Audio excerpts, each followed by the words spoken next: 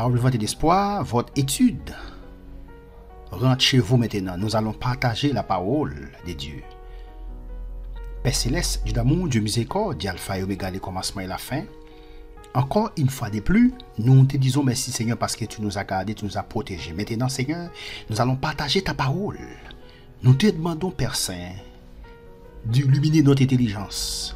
Nous te demandons Père céleste d'illuminer notre esprit Seigneur afin que nous puissions partager ta parole. Parle Seigneur, ton serviteur écoute. Parle Seigneur, ton serviteur écoute. Nous te prions non en vertu de nos mérites, mais au nom de Jésus, ton Fils, qui vit, qui règne au siècle des siècles. Amen. Aujourd'hui, nous allons commencer avec vous, n'est-ce pas, un autre point sur quelques réflexions sur l'amour. Quelques réflexions sur l'amour. C'est ce que nous allons étudier aujourd'hui. Nous allons faire, n'est-ce pas, des réflexions, ou bien quelques réflexions sur l'amour. L'amour. Mais de quoi s'agit-il donc? L'amour. De quoi s'agit-il? Donc, de quoi il s'agit? L'amour. S'il est un sujet à l'honneur aujourd'hui dans les conversations, les chansons, les téléromans et les potins, c'est certainement le sujet de l'amour. Vous avez à peine ouvert votre poste de radio qu'il est « Je t'aime, je t'aime, je t'aime » défile dans vos oreilles. Mais en quoi cet amour consiste-t-il? De quoi pas trop? On ne le sait pas trop. Plusieurs l'identifient à l'expérience sexuelle, d'autres à la tendresse, d'autres encore au respect. Mais qui sait vraiment de quoi il s'agit? Qui sait vraiment de quoi il s'agit? Qui sait vraiment de quoi il s'agit? Quelques réflexions sur l'amour, c'est ce que nous allons faire aujourd'hui. Donc, la langue française n'est pas riche, n'est pas assez riche pour décrire ce qu'est l'amour. La langue française n'est pas assez riche pour décrire ce qu'est l'amour. Donc, le verbe aimer est le thème général pour décrire ce qu'est l'amour. Donc, le verbe aimer est le thème généralement utilisé et on l'emploie à toutes les sauces. On dit j'aime ma femme, mais on dit aussi j'aime le spaghetti. On dit j'aime Dieu. Mais on dit aussi j'aime ma voiture. Pourtant, il s'agit dans tous ces cas de différents types d'amour. Du moins, nous osons l'espérer. Donc, le grec dispose de 4 thèmes pour décrire l'amour. Et en Eros, Storge, Philia et Agapé. Nous allons voir avec vous ces 4 thèmes. Eros, Storge, Philia et Agapé. Nous commençons. Eros. Nous commençons avec Eros. Eros. Amour passionné. Oui. Mais en temps et lieu. Eros. est certainement le plus populaire des quatre thèmes. Certainement le plus populaire des quatre thèmes que nous allons maintenant examiner. Eros était le nom du dieu grec de l'amour, correspondant au dieu romain Cupidon. Ce thème signifie essentiellement amour passionné. Il nous parle de passion,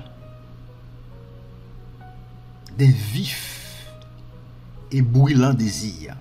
Ça c'est l'Eros. Ça c'est l'Eros. Dans la littérature grecque, Eros désigne parfois l'amour du patriote, c'est-à-dire les sentiments passionnés de celui qui cherche à défendre sa patrie.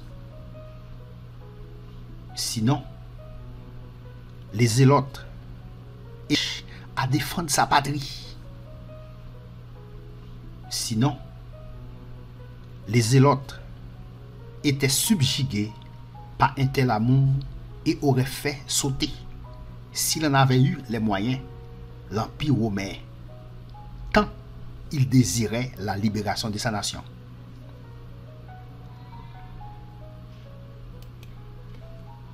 Toujours quelques réflexions sur l'amour. On retrouve aussi ce thème utilisé pour décrire la passion d'un homme épris de l'argent.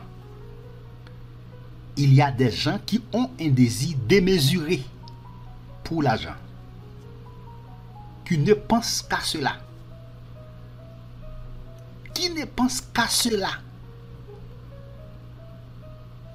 Ignace d'Antioche, un père de l'Église qui a vécu entre la fin du premier passion pour les choses matérielles.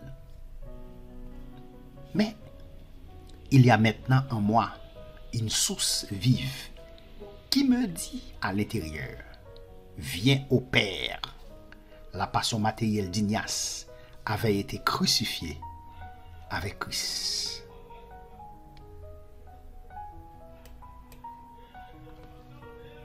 Bien que l'on retrouve Eros utilisé dans la littérature grecque pour décrire différents types de passions, c'est pour désigner la passion sexuelle qu'il était le plus souvent utilisé. Au départ, il était employé pour désigner une passion sexuelle dans l'amour, une passion légitime, mais l'homme, étant ce qu'il est, le thème en est venu très vite à désigner une passion sexuelle dégradée. Or, en est venu très vite à désigner une passion sexuelle dégradée. Hors du mariage. C'est peut-être pour cela, d'ailleurs, qu'on ne le retrouve pas dans le Nouveau Testament. Il semble que le Saint-Esprit et les auteurs du Nouveau Testament n'aient pas jugé bon de l'utiliser pour décrire une chose aussi belle que l'amour sexuel dans la vie des couples. Matthieu utilisait plutôt les thèmes connaître et s'attacher pour décrire un tel amour. Matthieu 1, verset 25. Vous pouvez lire Matthieu 19, verset 5. Eros. Il n'est pas nécessairement à rejeter. Il y a plusieurs passions que la Bible nous encourage à vivre. Agapé, qui est une